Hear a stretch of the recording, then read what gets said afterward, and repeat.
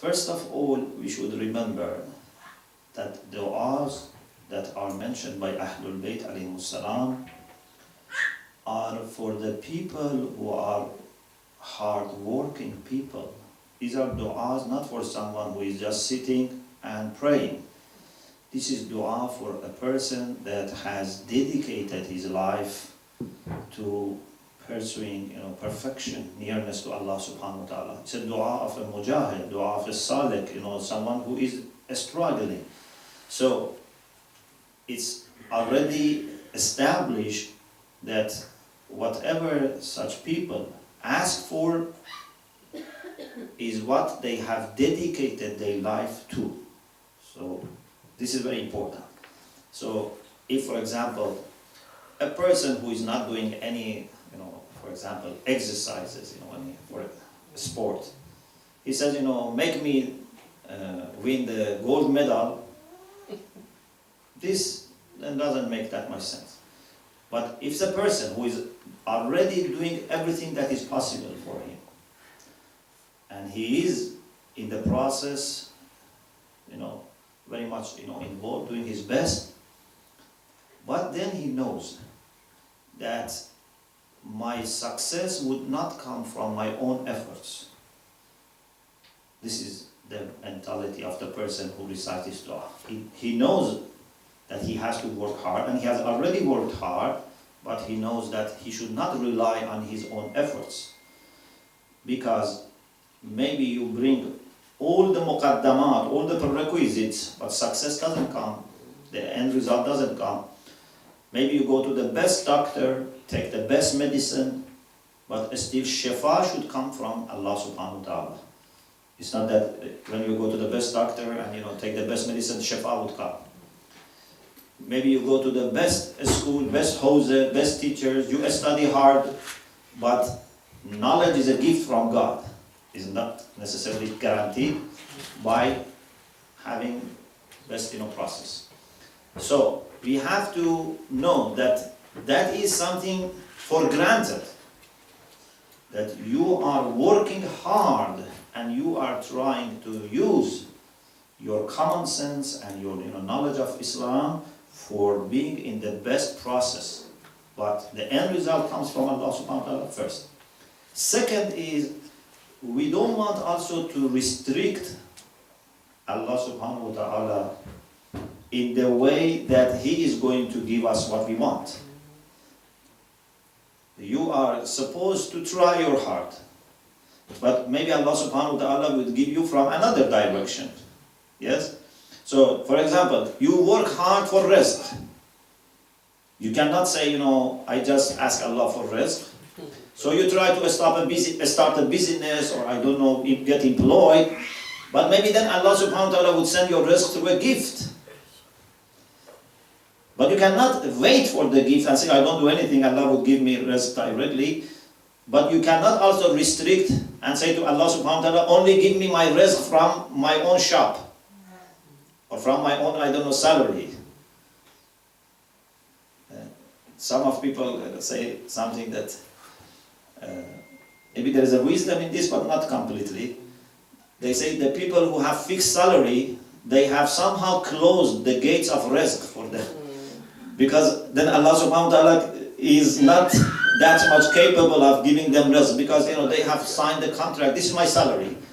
Those who have business, like they have their own business, there is more chance for rizq to come. Allah can send, for example, more clients, more customers to them. But if you are employed, somehow you have narrowed down your rizq. I'm not saying this 100% because Allah can send you in different ways, but there is a truth in it. When you become employed, you are somehow saying that this is what I want. But a tradesman, a farmer, shopkeeper, they always ask Allah for rizq, because nothing is guaranteed. Even little money is not guaranteed. So you always, there is a risk of nothing coming, but there is also opportunity of having plenty. Anyway, we don't want to say to Allah that you should give me knowledge through my attending, for example, classes, or give me rizq through this, give me, for example, light through my salat, from any way that he finds it better working. This is the second point.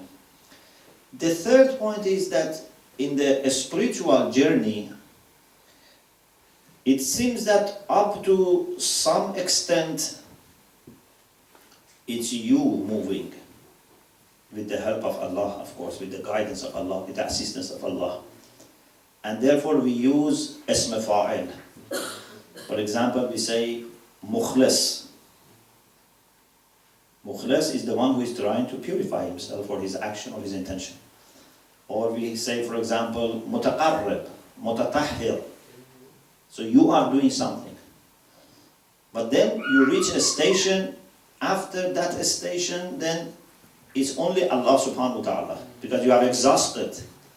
You know, like a person who has traveled hard and then he has lost his energy and just, falls down. Then the beloved comes and takes him towards himself. So then we have mukhlas. Mukhlas is the one that is purified by Allah. Not from the zero. He has exhausted himself. Muqarrab. Muqarrab is different from mutaqarrib. Mutahhar. إنما يريد الله ليذهب عنكم الرجس أهل البيت ويطهركم. So that is very highest stage, that then there is no process, because you have done everything and you have exhausted all your energy or your talents. It's only then Allah subhanahu wa ta'ala taking you towards himself. And also maybe it's a matter of being so much attracted to Allah subhanahu wa ta'ala, that when a lover of Allah is talking to Allah subhanahu wa ta'ala, and he knows, that everything is in the hand of Allah subhanahu wa ta'ala, he totally forgets himself and his efforts. So he just asks Allah subhanahu wa ta'ala, because it would be a kind of maybe impoliteness if you think of yourself and your efforts, that I am also, learning, I am also doing something, I am doing ibadah, just help me to reach the result. No, you become totally forgetful of yourself and only think of Allah subhanahu wa ta'ala and what He has. So, there are different reasons and explanations for why a person who does this type of ibadah and munajat would be more focused on the end result and on the person who has the end result. Okay, now let's go to this text. Oh Allah, please give me perfect Kamal. Kamal is perfection. Of detachment towards you, means detachment from everything and then being attached to you. Our problem is that we as believers, we believe in God, but still we are also attached to many things. We are not really muwahhid. So we believe in God, but at the same time we think that people or the material worldly techniques that we use, these are also important in the sense that independent from God. So many of us think that my success comes either from Allah or from, for example, the worldly means. There is a kind of shirk, unfortunately, in the mind of many of mu'mineen. And this is why Allah subhanahu wa ta'ala says that وَمَا يُؤْمِنُ أَكْثَرُهُمْ بِاللَّهِ إِلَّا وَهُمْ مُشْرِكُونَ. The majority of mu'mineen are also in a sense suffering from hidden shirk. And this hidden shirk is caused by giving independent position to creatures of Allah subhanahu wa ta'ala. Whether it be our own, for example, efforts, skills, talents, Or for example, maybe I say, my father is going to make me successful, my mother is going to, or my tribe, I don't know, my party, my community, my government, my doctor, my boss. So we have attachment to many things next to Allah. Inshallah, we have attachment to Allah subhanahu wa ta'ala also, but it is mostly in a shirk, in a polytheistic way. What we ask from Allah subhanahu wa ta'ala here is to be 100% detached from everything. Everything other than Allah, we should be detached. Not in the sense of, forgetting them, not, getting engaged with them, not using them, and then, for example, live in a cave. But in the sense that you don't put your hope in them, you don't put your trust in them. You put your hope and trust only in Allah subhanahu wa ta'ala. You try to act as other people act, who have, common sense, who have logic. Yeah? So it's not that you ignore worldly means, worldly, cause and effect system, but you don't put your hope and trust in them. So if you are a Muslim farmer, you would try to be the best farmer. If you are a Muslim builder, a Muslim businessman, a Muslim, a scholar, a Muslim parent, you try to use all the techniques that are available, all the best techniques, best methods, make best planning, everything. But knowing very clearly that this would not guarantee my success. I don't have trust in any of these things. My trust is only in Allah subhanahu wa ta'ala. Even I don't have trust in my a'mal. I don't have trust in my salat. I don't have trust in my fasting. I don't have trust in my, ibadat, in my services. I have no trust in even my righteous deeds, if there are righteous deeds. I don't have any trust even in my good qualities, if there are good qualities. Even I should not have trust in Ahlul Bayt alayhimus salam as independent from Allah subhanahu wa ta'ala. My only trust is in my Lord, in Allah subhanahu wa ta'ala. And this is Kamal الانقطاع اليك. So you start detaching yourself from bad things, and then from neutral things, and then even from good things, and then even from holy things. This is a process of refinement. So anything other than Allah subhanahu wa ta'ala should in this process be left aside. And this is the pure tawheed, that your hope finally would be only fixed at Allah subhanahu wa ta'ala. And then we can ask the second. I think there's a connection here between the first sentence and the second sentence.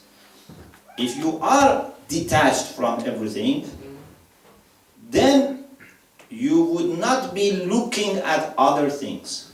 So first you would have proper orientation. Because if you want to see something, first you need proper orientation. I cannot see something which is here by looking at right or left.